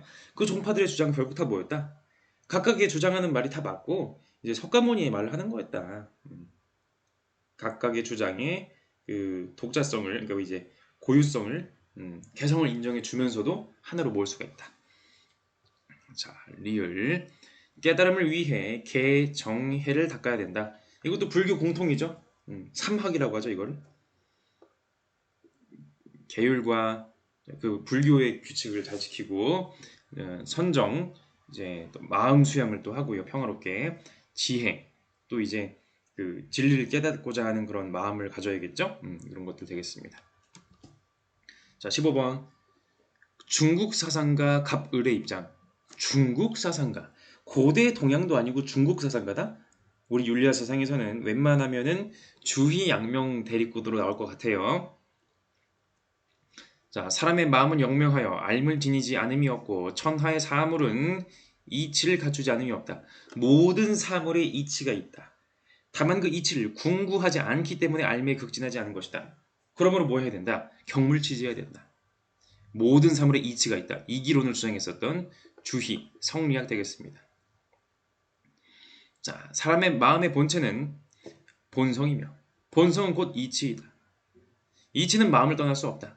리는 심을 떠날 수가 없다. 심증리. 성증리의 주희라고 하면은 심증리의 누구? 왕수인의 양명하게 되겠습니다. 마음을 극진히 한다는 것은 본성을 다한다는 것이다. 이미 내 본성에 도덕적인 마음이 있거든요. 이걸 그대로 실천하기만 하면 돼요. 천하에 지극히 성실한 사람은 자신의 본성을 다할 수 있다. 자, 벤 다이어그램으로 나와 있네요. 자, 이쪽이 주희, 이쪽이 양명. A는 주희는 yes, 양명은 no. B는 둘 다 yes. C는 주희는 no, 양명은 yes. 이거죠? 자, A. 인간이 하늘로부터 부여받은 이치가 곧 양지이다. 하늘로부터 부여받은 이치. 이 양지란 말이 그 왕수인의 치양지설 해가지고 양지를 지극하게 해라 맞는데 애초에 이 말 자체가 맹자에게서 온 말이거든요. 주희 양명 둘 다 맹자를 개성합니다. 방향은 다르지만 약간 다르지만은 음. 하늘로부터 부여받은 양지 누구에게나 있는 거예요. 이거 A라고 하면 안 되고 B라고 해야 되죠. 자, 니은 사육을 제거하고 천리를 보존하기 위해 노력해야 된다. 존천리 거인욕이죠 이거. 존천리 거인욕. 이것도 이거 둘 다 말하는 거 맞죠? 존천리 거인욕.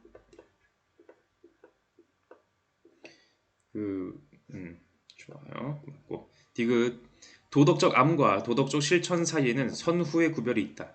암과 실천. 주희는 뭐라 그랬다? 지행병진, 선지후행. 마치 아는 것과 행동하는 것은 양 다리가 번갈아 가면서 전진하는 것 같은 거거든요. 번갈아 전진한다는 것은 뭐다? 어떤 것이 앞서거니 뒤서거니 하는 겁니다. 분명히 지와 행은 달라요. 다른데 서로를 도와주는 관계인 것이고 둘 다 필요한 것이다. 물론 실천이 중요하다고 말합니다만은 양명학은 뭐다? 지행합일이다. 아예 아는 것과 행동하는 것은 합일, 그냥 하나다. 행동 안 했다? 모르는 거예요. 안다? 하는 거예요. 선후의 구별 누가 얘기한다? 주희만 얘기한다. 답은 나왔는데 리을 경물은 마음의 이를 바로잡아서 본체의 발음을 회복하는 것이다. 자, 경물치지도 둘 다 얘기하는 건데 주희가 말하는 경물치지는 뭐냐면요. 만물에 내재되어 있는 이치를 파악하는 거예요. 책상의 이치, 동물들의 이치, 대자연의 이치, 모든 것, 인간의 도덕에도 모든 것에 다 이치가 있어요. 이걸 파악하는 게 바로 경물치지거든요. 주희의. 반면에 왕수인 양명학에서의 경물치지는 뭐다? 경물은 뭐다? 격심, 마음을 바로 잡는 것이에요. 정심이라고 하죠. 발을 정자에다가 마음 해가지고 나한테는 이미 도덕적인 마음이 이미 있어요. 이미 있는데 내가 바르지 못하게 되는 그런 마음들을 다시 바로 잡으면 되는 것이다. 그래서 니을 2번 되겠습니다. 그러니까 양명학에서는 뭐 천지에 내재된 리를 탐구하고 이거에는 관심이 별로 없는 거죠. 도덕적인 삶을 살고 싶으면은 도덕적인 마음을 실천만 하면 되지. 뭐 책상에 리를 탐구한다고 뭐 봄, 여름, 가을, 겨울에 리를 탐구한다고 되냐? 뭐 대나무 100번 봐봤자 뭐 소용도 없고 이런 얘기하는 겁니다. 자, 그다음 한국 유교 사상가 갑을의 입장으로 옳은 것은 자, 한국 유교 이황, 이정약용. 아까 정약용 나왔으니까 왠지 이황이 나올 것 같은 느낌이 들었어요. 태극에 동정이 있다고 함은 자, 여기서 말하는 태극은 여기서는 리를 말하는 것이죠. 태극이 스스로 동정합니다. 즉 리가 움직이냐 가만히 있냐, 동적이냐 정적이냐. 태극에는 동적인 측면과 정적인 측면이 있다. 리는 움직임이 있다. 이황. 또 읽어봅시다. 리와 기가 합하여 사물이 되는 것도 이것이다. 사람의 몸도 리와 기가 합하여 생기므로 두 가지가 서로 발하여 무슨 설? 이와 기 두 가지가 서로 각각이 발한다. 사단은 뭐죠? 인간의 감정 중에 사단과 칠정이 있거든요. 칠정은 희노애구 애호욕, 선할지 악할지 상황에 따라 다릅니다. 사단, 측은지심, 수호지심, 사양지심, 십이지심 무조건 선한 감정이죠. 무조건 선한 감정인 사단은 뭐가 발한 것이다? 리가 발한 것이다. 그리고 기가 따라오는 것이고 칠정은 뭐다? 선할지 악할지 모르는 감정은 기가 발하여 이제 우리의 기운, 일종의 물질적인 그 에너지라고나 할까? 설명하기가 참 애매한 바로 그 기라는 것이죠. 기가 발하여 리가 올라타는 것이다라고 설명합니다.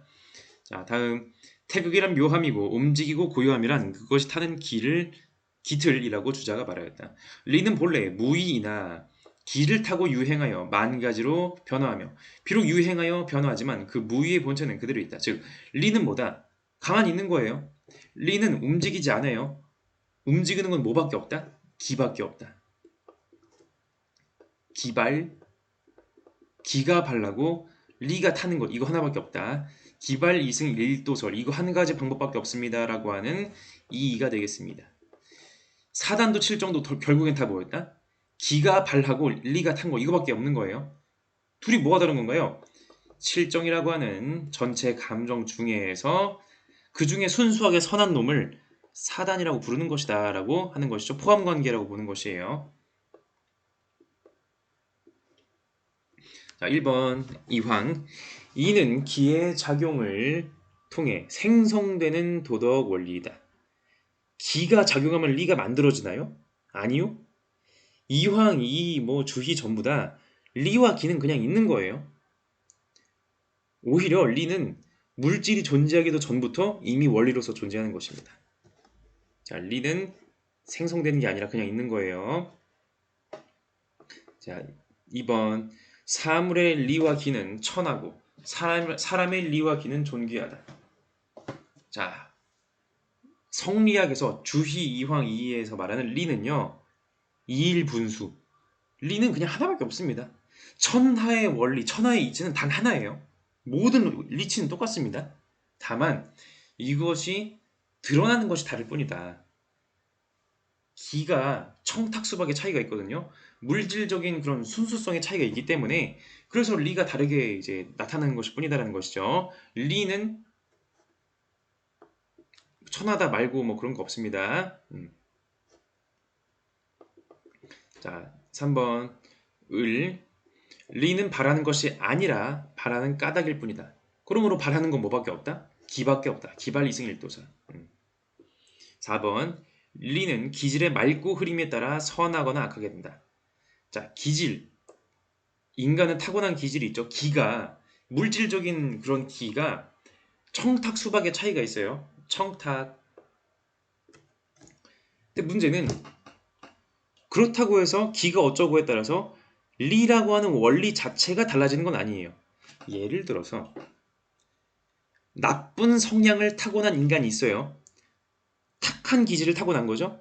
그러나 그의 마음 안에도 선한 본성으로서의 이치, 성증리가 있다는 것만큼은 확실합니다. 왜냐? 성선설이니까. 리는 선하거나 악하게 되는 게 뭐 그런 거 아니에요. 리는 그냥 리, 그냥 순선한 그런 원리가 되겠습니다. 자, 갑을. 이와 기는 개념적으로 분리될 수 없으므로 섞이게 된다. 아니요. 개념적으로는 달라요. 리와 기의 관계는 어떻다? 이기불상잡, 이기불상리. 이기불상잡이 뭐죠? 개념적으로는 잡다하게 섞이지 않는다. 어쨌든 둘은 다른 거니까. 이기불상리. 그러나 현실적으로는 떼놓을 수는 없다. 분리시킬 수는 없다. 어쨌든 사물이 있다는 것은, 현상이 있다는 것은 자체가 그 자체로 리와 기가 둘 다 있다는 것이니까. 같이 있다는 거니까. 각각이 단독으로 작용하지 않습니다. 자, 17번 사회사상가 갑을의 입장으로 옳은 것은 자연상태는 만인에 대한 만인의 전쟁 상태이다. 홉스. 사람들은 이 비참함에서 벗어나기 위해 그들이 지닌 모든 권력과 힘을 한 사람 혹은 하나의 합의체에 양도하게 된다. 자, 리바이어던을 말하는 것이죠. 토마스 홉스의 사회계약설. 자, 사회계약 나왔으니까 또 자연상태네요. 또 다른 사회계약설 나오겠죠. 자연상태는 비교적 평화롭지만 비교적 평화롭다. 그냥 자연상태로 있는 것만 가지고 전쟁 상태인 건 아니에요. 사람들은 자연권에 대한 향유가 매우 불확실하다. 자기 것을 지키고자 하는 그런 권리, 내 생명, 내 자유, 내 재산을 지키고자 하는 그런 권리가 있거든요. 근데 이게 불확실하대요. 언제 이게 침해당할지 몰라요. 누가 뺏을지 몰라. 그러므로 각자의 생명, 자유, 자산을 안전하게 보존하기 위해 사회를 결성하게 된다. 역시 사회계약설인데 특히 뭘 강조한다? 자연상태는 불확실하다. 그리고 자산, 사유재산, 재산권을 강조하는 영국의 존 로크가 되겠습니다. 자, 1번부터 가볼게요.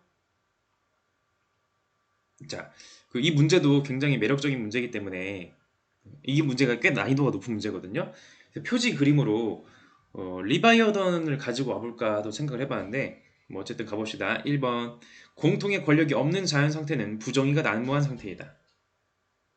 자, 자연상태는 뭐냐면요. 말 그대로 자연상태예요. 뭐가 정의로운지 뭐가 부정의한지 아예 정해져 있지 않습니다.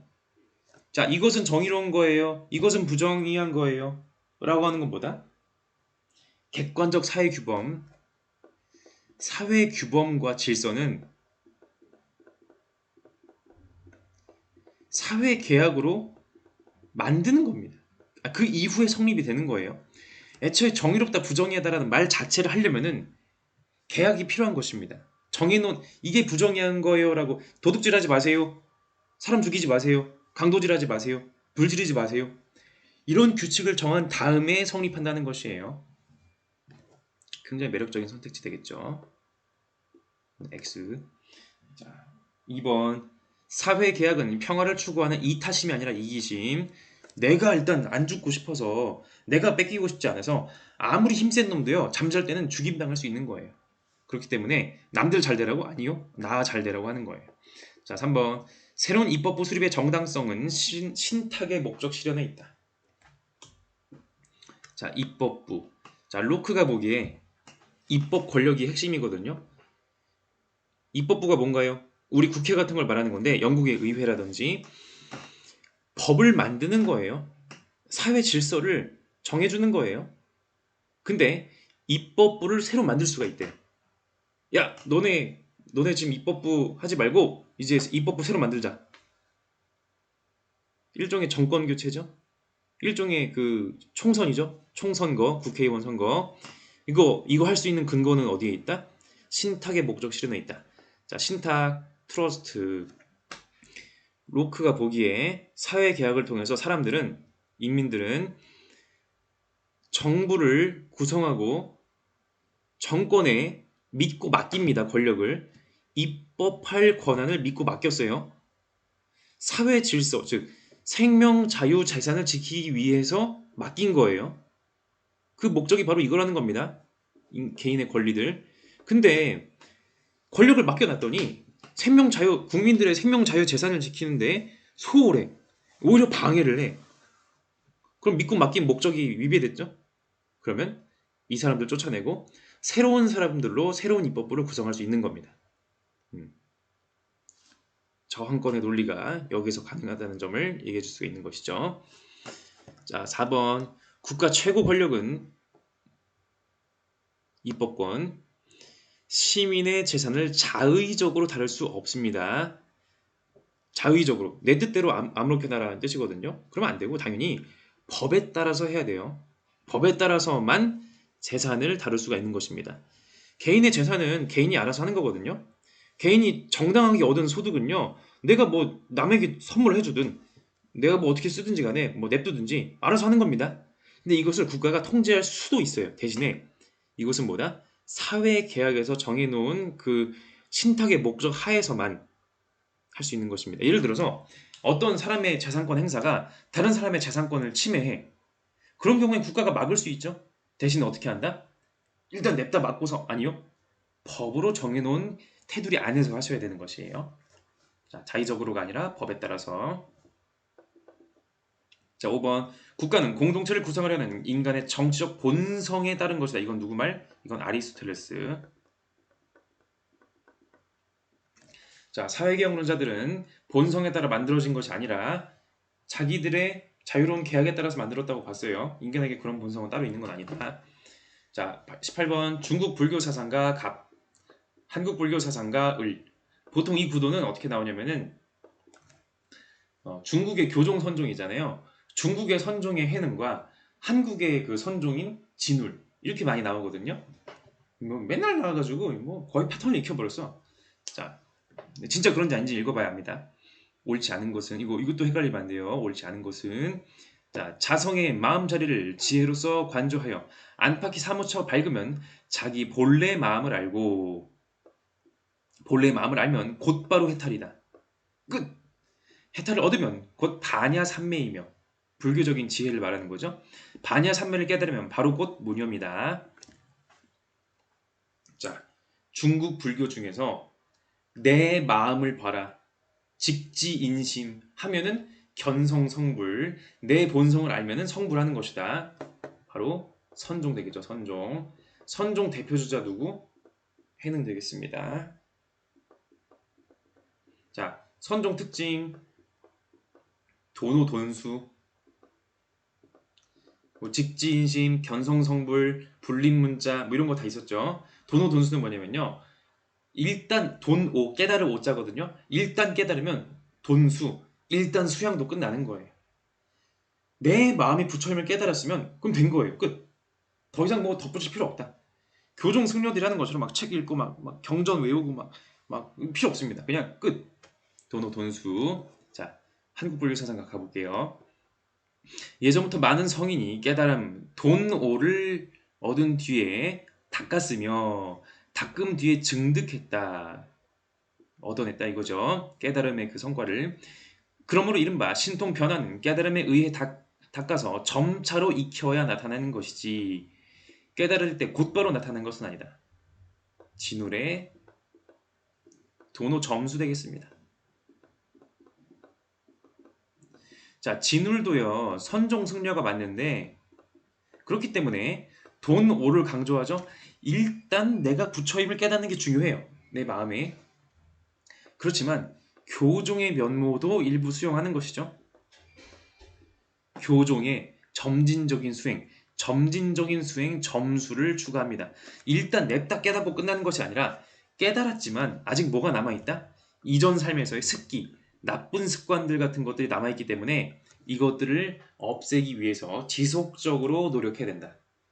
자, 나 이제 담배 끊어야지. 담배 딱 끊었어. 그럼 모든 게 다 끝나나요? 아니요. 이후에 자꾸 담배에 대한 유혹이 있을 때마다 점진적으로 내가 노력해내는 거예요. 그래야지 완전히 더 이상의 그 유혹에도 내가 흔들리지 않는 사람이 되는 것이죠.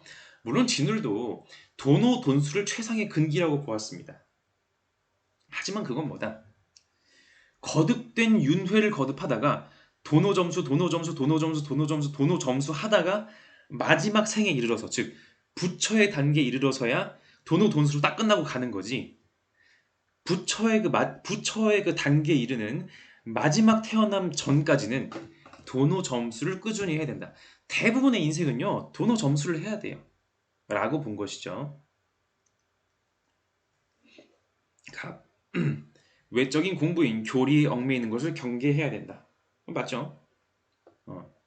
경전 보는 거, 뭐, 불교적인 규칙, 이게 중요한 게 아니라, 이거 뭐, 무조건 뭐, 없애버려라, 뭐 이런 말은 아니고, 이제 여기에 얽매이지 말고, 일단 중요한 것보다 내 마음을 봐라. 자, 그 다음, 2번. 자신의 마음 안에 있는 불성을 직관해야 된다. 직지인심, 견성성불. 자, 3번. 나쁜 습관, 습기가 있는 상태에서도 도노할 수 있다. 그러니까 도노를 했는데 습기가 남아있다는 말은 습기가 있지만 도노가 가능하다는 말이거든요. 그럼 일단 도노했으니까 그 다음 습기를 제거하기 위한 점수를 해야겠죠? 말을 되게 재밌게 풀었었네요. 4번. 누구나 자성을 단박에 깨달으면 더 이상의 수행은 불필요하다. 자, 이거 도노 돈수죠? 해능 말이죠, 해능. 그러나 진울은 뭐라 했었죠? 도노 점수죠? 자성청정함, 나의 본성에 부처의 마음이 있음을 단박에 깨달으면 도노했으면 습기를 제거하기 위한 점수를 해야 된다. 불필요하지 않고 필요합니다. 물론 최상의 부처 단계에 가면은 도노 돈수로 끝나지만 누구나는 아니죠. 거의 대부분의 사람들은 도노 점수해야 된다고 했으니까. 자, 5번. 연기의 법칙을 자각하여 중생에게 자비를 베풀어야 된다. 이건 그냥 모든 불교 다 공통입니다. 자, 사회사상가 가불병 서로에게 제기할 수 있는 비판. 딱 이거죠, 이거? 자, 국가는 조세 체계의 결정 등 소비 성향에 주요한 영향력을 행사해야 된다. 국가는 뭐 해야 된다? 세금 제도를 정해요. 세금을 더 많이 걷든지 뭐 덜 걷든지 뭐 인간들의 그 소비, 예를 들어 뭐 소득세라든지 아니면 부가가치세라든지 이런 것들을 통해서 개인의 소비 생활에 영향을 끼치는 겁니다. 예를 들어 부가가치세를 낮추면은 물건 값이 싸지겠죠? 사람들의 소비가 증진되겠죠? 더 많이 사겠죠? 경제 활성화 되겠죠? 아니면 뭐 이런 거 있겠죠. 뭐 조세 세금을 이제 더 걷어가지고 이제 자산가들에게 세금을 더 많이 걷어가지고 이제 뭐 뉴딜 사업을 일으킬 수도 있는 것이고 포괄적인 투자의 사회화는 투자의 사회화, 개인만 투자하는 것이 아니라 사회, 국가도 돈 써서 투자할 수 있다. 뉴딜 정책. 국가가 국가 주도 사업을 해가지고 일자리를 인위적으로 만들어요.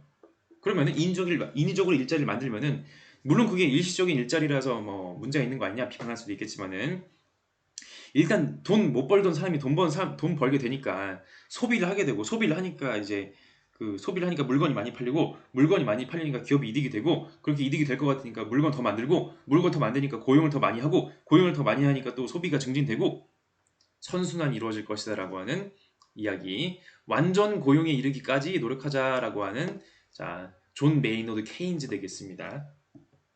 우리가 수정 자본주의라는 이름으로 배웠었죠, 그죠? 자, 국가 권력은 부르주아 계급 전체의 공동 업무를 담당하는 위원회일 뿐이다.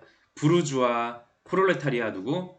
마르크스 뭐 상관없습니다. 국가는 뭐다? 부르주아 계급, 생산 수단을 소유한 유산자들의 이익을 위해서 봉사하는 그런 기관일 뿐이다. 프롤레타리아들, 없는 사람들은요, 생산 수단이 없어가지고 기계 취급당하고 물건 취급당하는 사람들은 혁명을 일으켜야 된다. 과거부터 내려오는 소유 관계와 근본적으로 결별하는 것. 사유재산제도가 문제다. 이거 없애고 생산 수단을 공유해야 된다. 모두의 것으로 해야지 인간과 인간의 그러한 계급 차별을 사라지게 할 수 있다라고 하는 입장 되겠습니다. 자본주의자가 아니죠. 국가는 경쟁이 최대한 효율적으로 작동할 수 있는 조건을 창출하는 데 힘써야 된다. 경쟁이 중요하다. 정부가 정책을 통해 시장 실패를 해결하는 것은 치명적 자만이다. 시장 실패를 해결하려고 정부가 하는데, 마치 그 목욕물 아시죠? 이제 뜨거운 쪽으로 정부가 예를 들어 세금을 올렸더니 소비가 너무 위축이 돼. 불황. 세금을 낮췄더니 소비가 너무, 이제 물가가 너무 올라. 이래도 안 되고 저래도 안 되고, 뜨거운 물 틀었더니 너무 뜨거워. 차갑게 했더니 너무 차가워. 정부가 하는 거 정부 실패다. 하지 마라. 자, 신자유주의자 이제 하이에크. 자, 누가 누구인지 알았으면은, 갑이 누구라고요? 케인즈. 을이 누구라고요? 마르크스. 병이 누구라고요? 하이에크. 가봅시다. 자, 이 둘은 자본주의자죠. 갑하고 병은. 자, 1A. 케인즈가 마르크스에게 구성원 전체 이익 증진은 시장 경제에서 가능함을 간과한다. 자, 우리 옳지 않은 거 골라야 됩니다. 구성원 전체 이익 증진은 뭘 통해서 가능하다? 시장 경제를 통해 가능하다. 자본주의를 통해 가능하다. 근데 너는 그걸 모르고 있지? 마르크스가 어떤가요? 자본주의는 안 된다라고 생각하는 거죠. 그러네요. 시장 경제가 답이라고 생각하지 않기 때문에 이제 케인즈는 이렇게 비판할 수 있겠습니다. 자, 2번. 자, 반대로 경제적 불평등 해소를 위해 생산 수단을 공유해야 함을 너는 모르고 있지? 마르크스가 케인즈한테 자본주의에게 할 비판 맞네요. 자본주의자는 생산 수단의 공유를 주장하는 것이 아니라 알아서 각자가 소유해가지고 알아서 해라. 사유재산 제도를 긍정하거든요. 마르크스 입장에서 넌 간과하고 있지? 라고 말을만 하네요. 3번 CE. 하이에크가 둘을 비판하는 거. 자본주의 체제에서 인간다운 삶을 실현할 수 있음을 간과한다. 자, 이거는 그러니까 자본주의 체제는 그 신자유주의, 자유지상주의 철학과 밀접하게 엮여있기 때문에 개인의 자유라는 측면에서, 자유를 보장한다는 측면에서 인간다움을 실현할 수 있다, 뭐 이렇게 볼 수 있긴 한데, 마르크스한테는 할 수 있을 만한 비판이긴 하거든요. 근데 이게 문제죠. 아니, 케인즈도 자본주의거든요. 자본주의인데 너 자본주의 아니지, 이렇게 비판하면 말이 안 되죠, 그죠?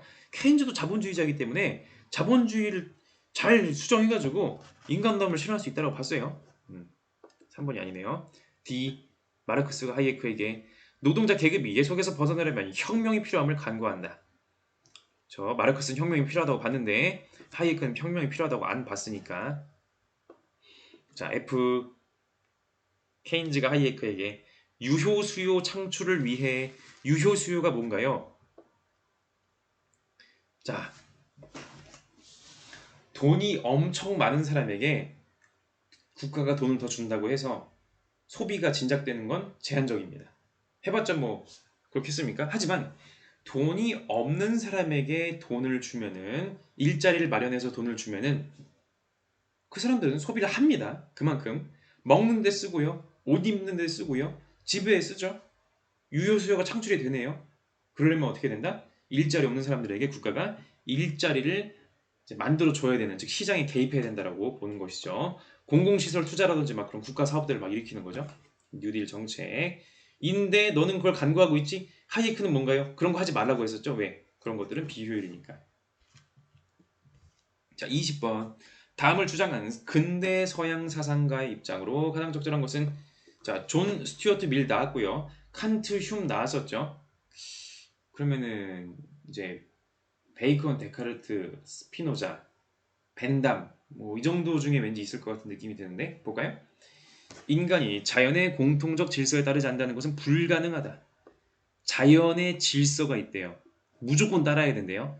인간이 자기 본성과 일치하는 개체들 사이에서 생활한다면 그의 활동 능력은 촉진되고 고무될 것이다.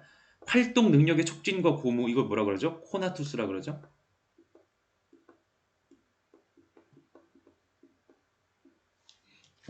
인간은 신 안에 있으며 신을 강조하는 바로 그 사상가.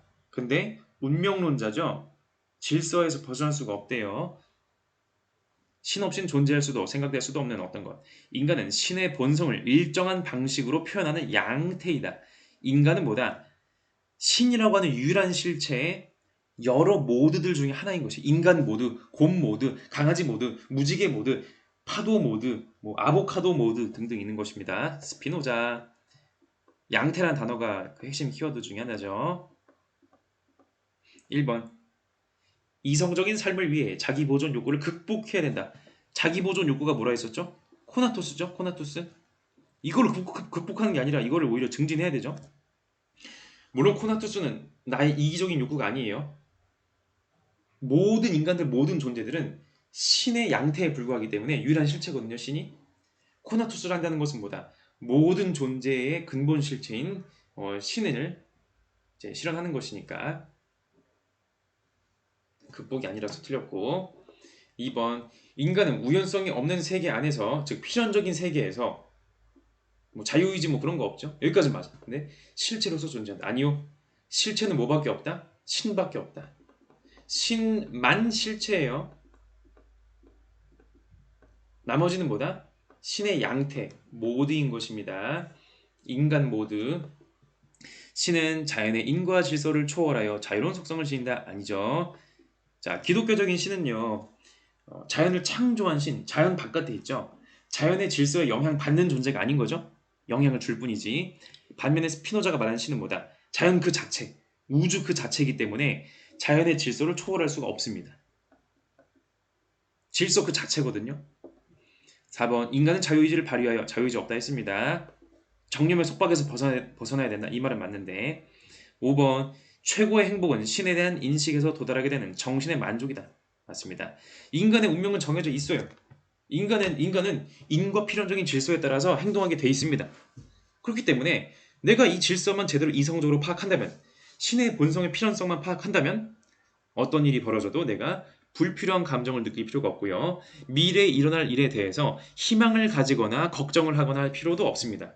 정신의 만족으로 살아갈 수가 있다라고 보았던 스피노자 입장 되겠습니다. 자, 여기까지가 우리가 다루는 문제 내용이었고요. 굉장히 자, 이번 시험 난이도 있는 시험이었는데 잘 푸셔가지고 학습에 많은 도움 받았으면 좋겠습니다. 자, 마무리합시다.